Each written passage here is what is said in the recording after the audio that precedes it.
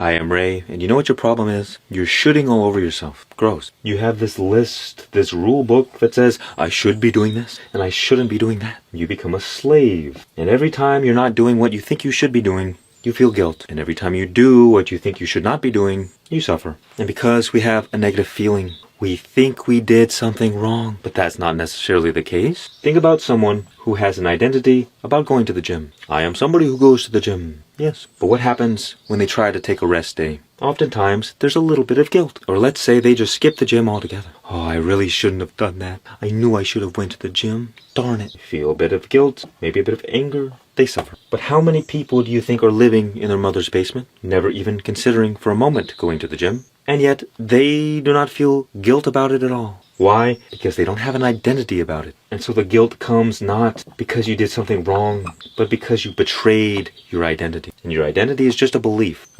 in who you are. It's ego. And it's all about should and should not. And so what happens? You live a life a slave to this. You kind of live being uptight. And you might not even realize it. Because your energy is being constricted in unnatural ways. Society says, you should not do this. And so you repress it. And society says, you should be doing this, even though you don't want to. And so you force yourself to do it. And you feel miserable. And so I say to you, my friend, throw it all away.